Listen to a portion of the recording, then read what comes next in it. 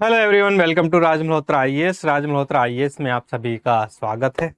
और आज हम बात करने वाले हैं हिमाचल प्रदेश एडमिनिस्ट्रेटिव सर्विसेज के बारे में। सो गाइस, जैसा कि आप जानते हैं एचएएस के जो नोटिफिकेशन है वो जल्दी ही आने वाला है, तो हम चाहते हैं कि उससे पहले हम क्या करें कि अपनी जो प्रिपरेशन है उसको पहले से स्टार्ट कर दें। सो गाइस, ये सीरीज यूट्यूब पर चलेगी, बिल्कुल फ्री चलने वाली है और इसमें मैं जो है आपके साथ पूरा जो करंट अफेयर है उसको यहाँ पे डिस्कस करने वाला हूँ।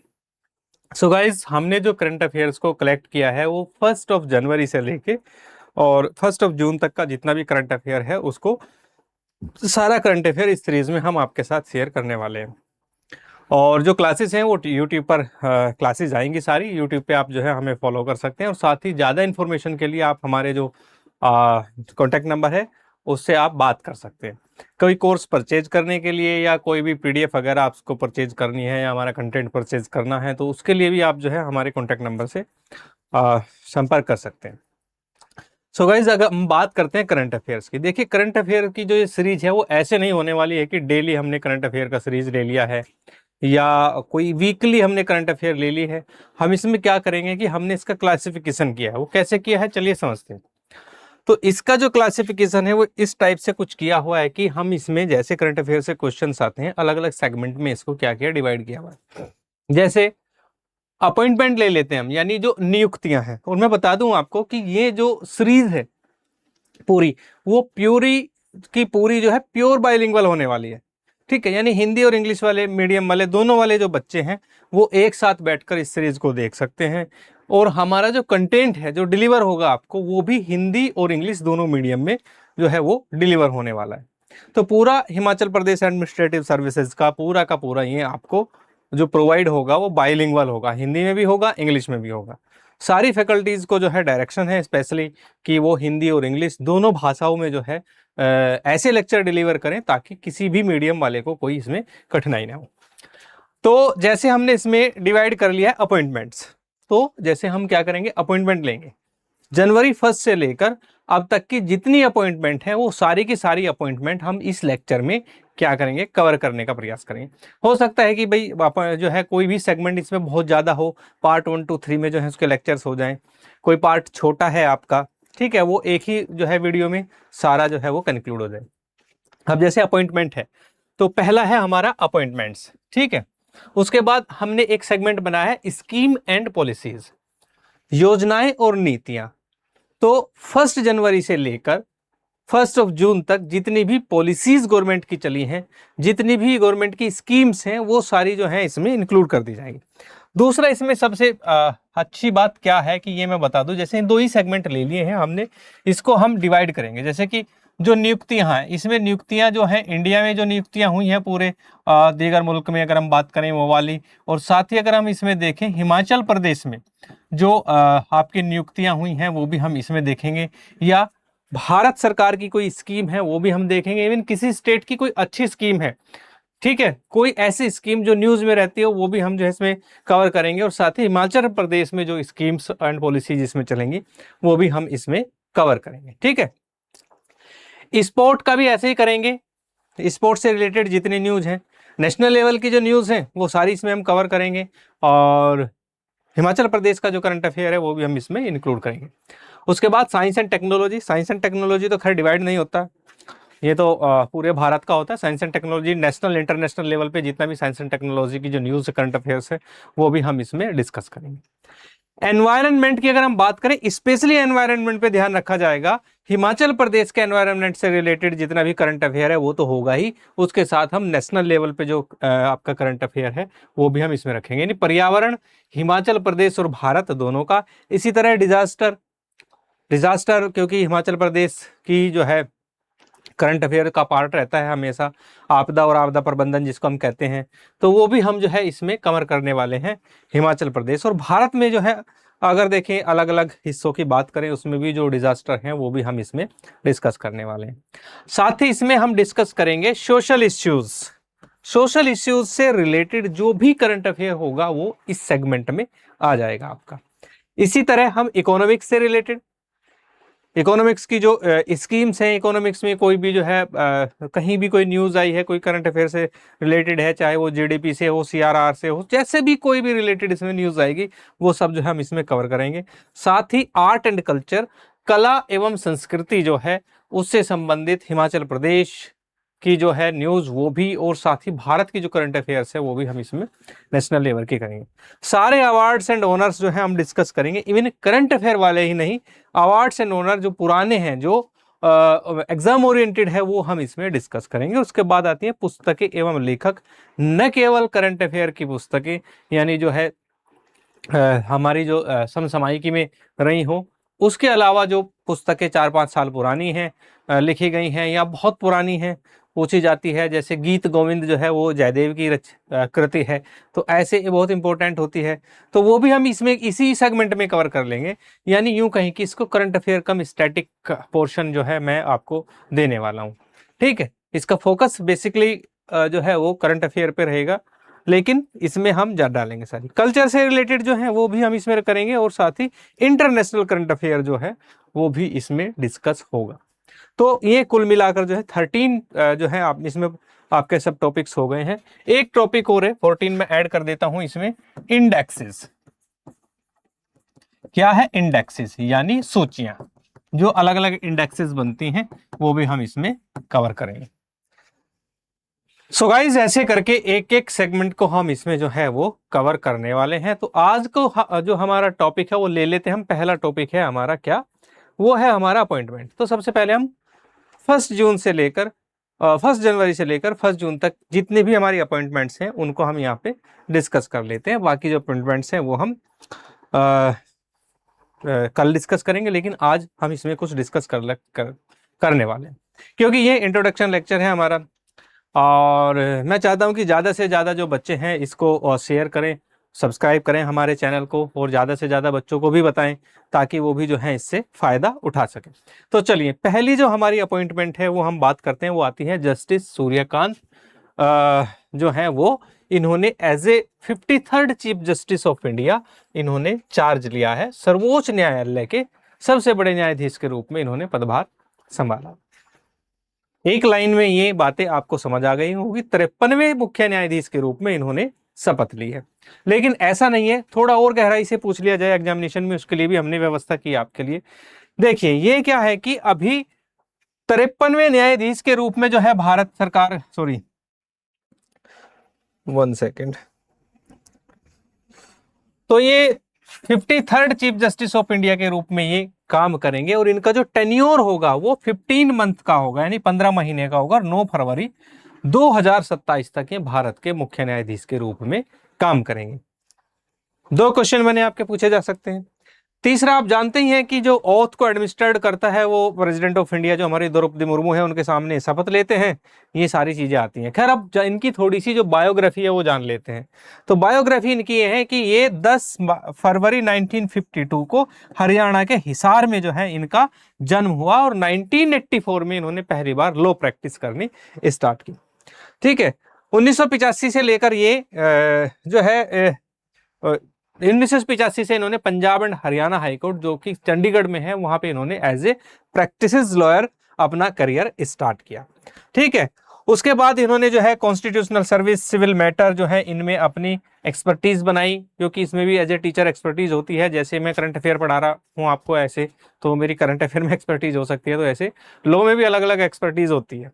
तो ये इनकी एक्सपर्टीज रही है।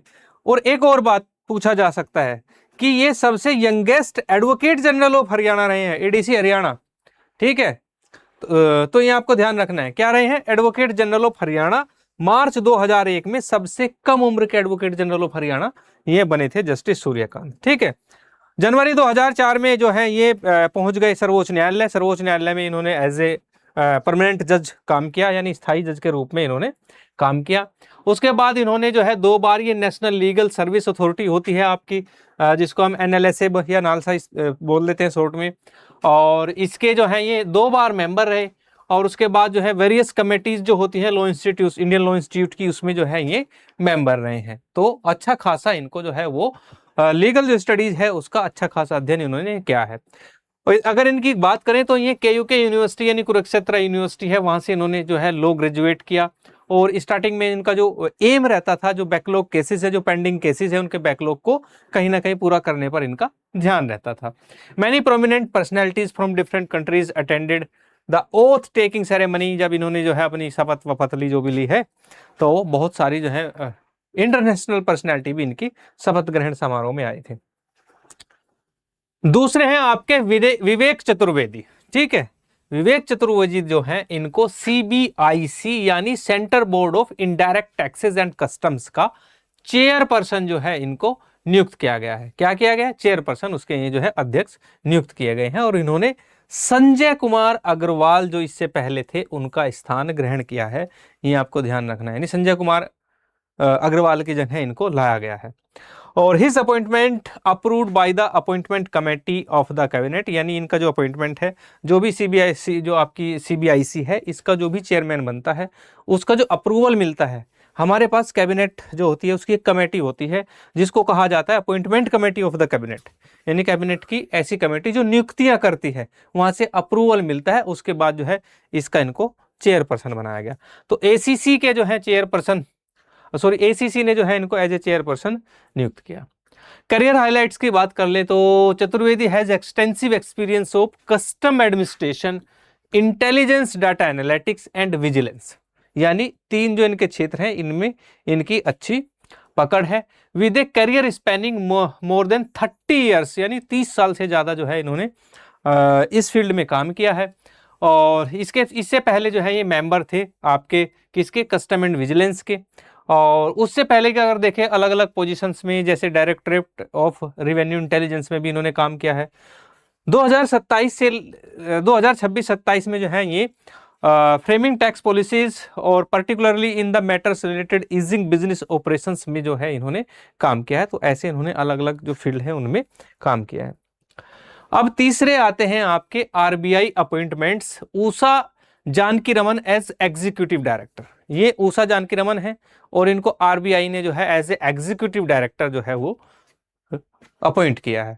Executive director means ED enforcement directorate वाला नहीं है, ये एग्जीक्यूटिव डायरेक्टर जो है वो अलग होता है।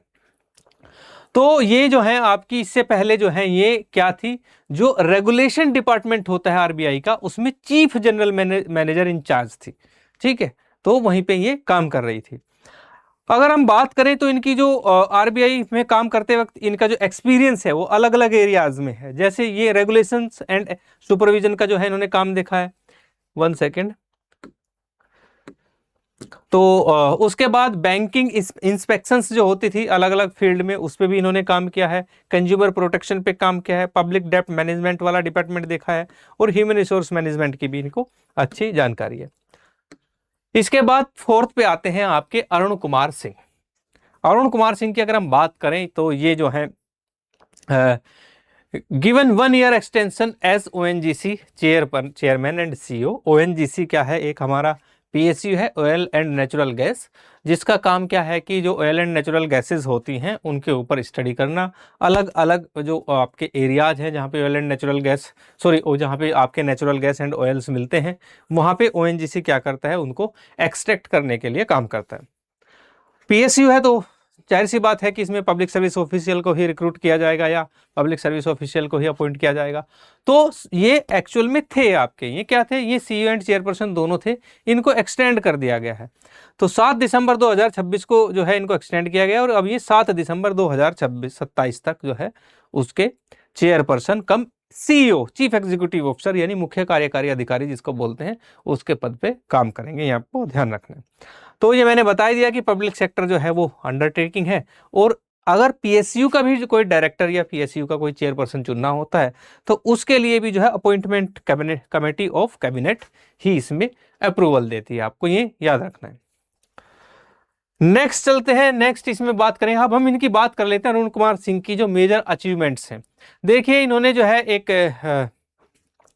की रोल प्ले किया था जब BP टेक्निकल पार्टनरशिप्स, जो Mumbai high oil and gas जो गैस फील्ड है वहाँ पे BP टेक्निकल के साथ, VPs टेक्निकल के साथ पार्टनरशिप की थी। तो उसमें इन्होंने एक की रोल प्ले किया था ये पार्टनरशिप दिलाने के लिए, ताकि मुंबई हाई में जो हमारा गैस एक्सट्रैक्शन है उसको हम आगे बढ़ा सकें।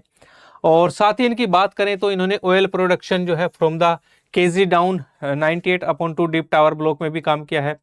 प्रीवियस रोल देखें तो ओएनजीसी से पहले जो थे ये चेयरमैन एंड मैनेजिंग डायरेक्टर रहे हैं बीपीसीएल के। BPCL Bharat petroleum corporation limited, ये भी आपका एक पीएसयू है, इसके चेयरपर्सन रह चुके हैं। ठीक है, तो ये देखना है। वर्ष 2020 में इन्होंने बीपीसीएल को रिटायर कर दिया था और उसके बाद इनको ओएनजीसी का चेयरपर्सन नियुक्त किया गया। उसके बाद नवनीत कुमार सहगल आते हैं। ठीक है, नवनीत कुमार सहगल की बात करें तो उत्तर प्रदेश कैडर के ये जाने माने जो है आईएएस अधिकारी रहे हैं। इनको जो है प्रसार भारती का चेयरपर्सन बनाया गया है। किसका? प्रसार भारती का। तो प्रसार भारती जो है एक गवर्नमेंट ऑर्गेनाइजेशन है और मेनली आपका जो इंफॉर्मेशन एंड ब्रॉडकास्टिंग है उस पर काम करती है। हुआ क्या था कि इन्होंने क्या किया है कि रिजाइन किया है चेयरमैन पद से और इनका जो रेजिग्नेशन है वो भी क्या कर लिया गया, एक्सेप्ट कर लिया गया। दरअसल बात था कि कांग्रेस पार्टी के जो लीडर हैं राहुल गांधी, उन्होंने इनके ऊपर जो है करप्शन के जो है आरोप लगाए थे और उसके बाद इन्होंने रेजिग्नेशन दिया और रेजिग्नेशन जो है इनका वो एक्सेप्ट कर लिया है। बात करें उत्तर प्रदेश कैडर के जो है ये आईएएस अधिकारी थे 1988 बैच के, 1988 बैच के जो है ये उत्तर प्रदेश कैडर के आईएएस अधिकारी थे। बाद में cabinet secretary chief secretary of Uttar Pradesh government रहे हैं। उत्तर प्रदेश सरकार में मुख्य सचिव के रूप में इन्होंने काम किया है। ठीक है, चलिए अगर हम बात करें जो 2023 में जो है चीफ सेक्रेटरी, जैसे मैंने बताया कि वहां से इन्होंने जो था वो रेजिग्नेशन दिया था। 35 वर्ष तक इन्होंने भारत की प्रशासनिक सेवाओं में काम किया था। इसके अलावा इन्होंने जो है film development, tourism, housing and urban planning जैसे अलग अलग जो एक्सपर्टीज एरियाज हैं उनमें भी इन्होंने काम किया था। इनकी अगर हम बात करें, कुछ डिपार्टमेंट्स ऐसे हैं जहाँ पे इन्होंने काम किया, जैसे मेडिकल एजुकेशन जो डिपार्टमेंट होता है वहाँ पे काम किया, infrastructure, general administration, finance, industry, energy, micro, small and medium entrepreneurship, MSMEs जिसको बोलते हैं। तो ये सारे डिपार्टमेंट में जो है इनकी एक्सपर्टीज है, इन्होंने काम किया था। उसके बाद अगर हम देखें इसमें फिर आते हैं हरमनप्रीत कौर। ठीक है, तो हरमनप्रीत कौर को जो है पंजाब नेशनल बैंक ने अपना ब्रांड एम्बेसडर जो है चुना है। ब्रांड एम्बेसडर की अगर हम बात करें, क्या होता है कि एक ब्रांड के रूप में काम करता है और किसी भी सेलिब्रिटी को कोई भी ऑर्गेनाइजेशन ब्रांड एम्बेसडर बना सकती है। हरमनप्रीत कौर जो है वो वुमेन्स क्रिकेट टीम जो है भारत की, उसकी जो है कैप्टन है और अभी पंजाब नेशनल बैंक में इनको एम्बेसडर बनाया गया है। और ये she is the first brand ambassador appointed by the Punjab National Bank, और पहली ब्रांड एम्बेसडर है जो पंजाब नेशनल बैंक ने जिसको अपना ब्रांड एम्बेसडर बनाया। इससे पहले पंजाब नेशनल बैंक ने ब्रांड एम्बेसडर नहीं बनाया है। ठीक है, तो ये क्या है कि जो कस्टमर्स हैं उनको फोकस्ड करने के लिए पंजाब नेशनल बैंक ने इनको अपना क्या बनाया है, अपना ब्रांड एम्बेसडर बनाया है। इसमें आगे हम बात करते हैं next, during the launch of the campaign PNB managing director and CEO highlighted the bank commitment to strengthen the its connection with customers. तो इसमें क्या है कि जब इन्होंने कैंपेन किया तो जो पंजाब नेशनल बैंक के जो मैनेजिंग डायरेक्टर एंड सीईओ हैं उन्होंने बैंक्स की जो कमिटमेंट होती है कस्टमर के साथ में और कैसे जो है बैंक को जो है वो स्ट्रेंथन करना है उस पर इन्होंने जोर दिया था। इन्होंने एक नया क्रेडिट कार्ड लॉन्च किया था जिसका नाम था पीएनबी प्राइड। ठीक है, तो पीएनबी प्राइड जिस दिन लॉन्च किया उसी दिन इनको ब्रांड एम्बेसडर बनाया। इन्होंने वहां पे बोला था कि ये जो आपका पीएनबी प्राइड क्रेडिट कार्ड है वो स्पेशली फीमेल्स के लिए है, ऐसी बातें इन्होंने बोली थी। चलिए खैर, हमारा जो क्वेश्चन है वो कंसर्न है वो ये है कि इनको ब्रांड एम्बेसडर बनाया गया। उसके बाद आते हैं एटेने पोरवेलू। तो जो है ये आपके जो एटीएनए पॉवरेव हैं, इनकी अगर हम बात करें, इनको United nation president coordinator Bharat में अपॉइंट किया गया है। देखिए यूएन की तरफ से जो है अलग अलग जो आपके कोऑर्डिनेटर होते हैं, रेजिडेंट कोऑर्डिनेटर, वो रिक्रूट किए जाते हैं, अलग अलग अपॉइंट किए जाते हैं। और भारत की अगर हम बात करें तो इंडिया में जो है इनको यूएन का रेजिडेंट कोऑर्डिनेटर नियुक्त किया गया है। इससे पहले भी अगर हम बात करें तो ये अलग अलग कंट्रीज में एज ए रेजिडेंट कोऑर्डिनेटर रहे हैं। और इनकी अगर हम बात करें तो ऑफिशियली एज्यूम्ड ऑफिस इन 1 सितंबर 2025, यानी 1 सितंबर 2025 से इन्होंने क्या कर लिया था, ऑफिस ज्वाइन कर लिया था। इसकी अगर हम बात करें, he extensive experience in international development and crisis management, और जो इंटरनेशनल डेवलपमेंट होता है, क्राइसिस मैनेजमेंट होता है, उसमें जो है इनका एक्सपीरियंस है, यानी इनकी एक्सपर्टीज है। 1 सेकेंड। और इससे पहले जो है ये आपके देखा जाए वॉरियस लीडरशिप पोजीशंस पे इन्होंने काम किया है। जैसे वियतनाम में जो है ये इससे पहले रेजिडेंट कोऑर्डिनेटर रहे हैं, और he has also had important assignment in countries affected by humanitarian crisis and conflicts, ये सारी पे इन्होंने जो है काम किया है। चलिए नेक्स्ट चलते हैं। नेक्स्ट है Ravi Jain given new responsibility along with existing role at SBI. State bank of India ने जो है वो रवि जैन को अपना नया मैनेजिंग डायरेक्टर नियुक्त किया है। ठीक है, तो इन्होंने क्या है कि 15 दिसंबर 2025 से इनका ऑफिस इफेक्ट हो गया है और ये 30 सितंबर 2028 तक जो है इस पोजीशन को सर्व करेंगे एज ए मैनेजिंग डायरेक्टर। ठीक है, before this appointment Jain was serving the deputy managing director, यानी उस पे इससे पहले वो डिप्टी मैनेजिंग डायरेक्टर रहे हैं, अभी जो है इनको मैनेजिंग डायरेक्टर चुन लिया गया है। ठीक है, और mainly chief credit card officer रहे हैं आपके Ravi Jain state bank of India के। और इसके बाद अगर हम देखें तो इनको जो एक्सपीरियंस है वो कॉर्पोरेट बैंकिंग का एक्सपीरियंस है, retail banking, international banking and financial management की इनको अच्छी नॉलेज है। और इससे पहले जो है ये पोजीशन चीफ जनरल मैनेजर जो है एसबीआई की न्यूयॉर्क ब्रांच में रहे हैं, और deputy managing director of SBI mutual fund रहे हैं, head of SBI mutual circle ये भी रहे हैं। और उसके बाद अगर हम बात करें तो इनके करियर की, तो करियर की ये है कि इन्होंने bachelor of science physics honours में किया है, यानी भौतिक विज्ञान में इन्होंने स्नातक की उपाधि ग्रहण की है। उसके बाद जो है इन्होंने बैंक पीओ का एग्ज़ाम दिया होगा, प्रोबेशनरी ऑफिसर्स के रूप में स्टार्ट की होगी अपनी जर्नी। और उसके बाद क्योंकि जैसे आपको एडमिनिस्ट्रेशन में अच्छी पोजीशन पे जाना है तो आपको आईएएस बनना होता है, लेकिन अगर आप बैंकिंग में अच्छी पोजीशन पे जाना चाहते हैं तो आपके पास आपको क्या करना होता है कि बैंक प्रोबेशनरी ऑफिसर्स का एग्जाम निकालना होता है। ये 1991 यानी 1991 में प्रोबेशनरी ऑफिसर इन्होंने अपना करियर स्टार्ट किया था, और आज स्टेट बैंक ऑफ इंडिया के ये सबसे बड़े पद पर काम कर रहे हैं। ठीक है, अब आते हैं हम फॉर्मर आईएएस अफसर राजकुमार गोयल, यानी पूर्व प्रशासनिक अधिकारी राजकुमार गोयल ने as a chief information commissioner यानी सीआईसी मुख्य सूचना आयुक्त के रूप में इन्होंने अपनी वो शपथ ली है। तो इनकी अगर हम बात करें, शपथ इन्होंने 15 दिसंबर 2025 को ली है, और he was administered the oath of office by president Draupadi Murmu, जो है राष्ट्रपति भवन में जो है इनको ओथ दिलाई है। और 1990 बैच के ये आईएएस अधिकारी हैं, अलग अलग जो है जगहों पर इन्होंने काम किया। इससे पहले मिनिस्ट्री ऑफ डिफेंस में ये एडिशनल सेक्रेटरी रहे हैं, और मिनिस्ट्री ऑफ फाइनेंस में जो है फाइनेंस एडवाइजर के रूप में भी इन्होंने काम किया है।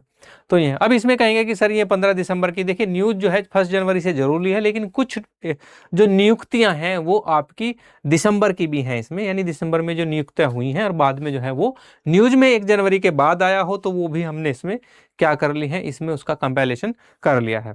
ठीक है, नेक्स्ट चलते हैं। नेक्स्ट हम बात करते हैं इसमें इन्हीं के बारे में बात करते हैं। तो इनकी अगर हम बात करें, during his tenure he played important role in implementing the centralised public grievances redress and monitoring system CP grams, जिसका नाम आपने सुना होगा।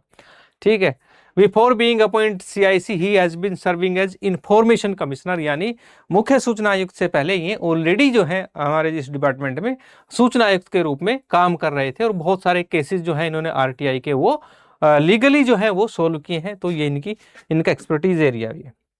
ओके, अब ये है आपका भारती एयरटेल। भारती एयरटेल भारत की सबसे बड़ी टेलीकॉम कम्युनिकेशन कंपनी है, यानी आपकी जो है वो सूचना क्रांति में एक सबसे बड़ा नाम आता है आपका भारती एयरटेल का।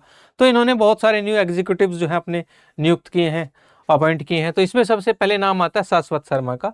तो शाश्वत शर्मा को जो है इन्होंने अपना अभी क्या है managing director and CEO chief executive officer recruit किया है, और इनको 12 महीने Sharma has been serving as the CEO designated for 12 month, यानी पिछले 12 मंथ से ऑलरेडी सीईओ थे, और अभी जो है सीईओ के साथ में इनको एक पोजीशन और दे दी है जिसका नाम है मैनेजिंग डायरेक्टर, प्रबंध निदेशक के रूप में ये काम करेंगे।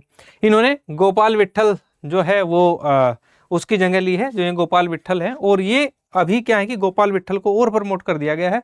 गोपाल विट्ठल को जो है वो एग्जीक्यूटिव वाइस चेयरमैन बना दिया गया है, किसका, भारती एयरटेल का। और इसकी जगह अगर हम बात करें तो Shashwat Sharma will report to Gopal Vitthal, ये गोपाल विट्ठल को खैर रिपोर्ट करेंगे ही, और ये सारी चीज़ें हैं। द करंट फाइनेंशियल कंट्रोल अखिल गर्ग, अभी जो है फाइनेंशियल कंट्रोल जो है वो अखिल गर्ग जो है कंपनी में है, तो ये सारी चीज़ें इसमें हैं। इसी में अगर हम बात करें, पंकज तिवारी जो है वो ग्रुप कंपनी सेक्रेटरी GCS जिसको बोलते हैं, वो जो है उसके रूप में कार्यभार संभालेंगे। और चेयरमैन जो कि सुनील भारती हैं, वो सुनील भारती ही हैं और वो चेयरपर्सन हैं भारती एयरटेल के। और अगर हम बात करें एयरटेल्स की, तो इसके शेयर जो हैं वो 2,92 रुपये 5 पैसे के साथ 7.92 फ्रॉम द प्रीवियस क्लोजिंग। अच्छा, ये जो है उसी टाइम की बातें हैं, तो इनका शेयर अप डाउन चलता ही रहता है। सो गाइज, ये थे आपकी आज की अपॉइंटमेंट। तो ऐसे ही जो है हम आगे भी जो है अपॉइंटमेंट्स जो है इसमें इंक्लूड करेंगे। तो ऐसे अलग अलग सेक्शंस में जो है हम अपना HPS का जो टारगेट है उसको कंप्लीट करेंगे। करंट अफेयर को मैंने बताया कि डेली या वीकली हम करने वाले नहीं हैं। हम क्या करेंगे कि हम पूरा एक जो है सेगमेंट या एक तरीके से एक टॉपिक उठाएंगे और उसमें सारी जो करंट अफेयर है उसको एक जगह इंक्लूड कर देंगे। सो गाइज, क्लासेस आपको कैसी लगी ज़रूर बताना। आज के लिए इतना ही, अब मुझे दीजिए इजाज़त। धन्यवाद।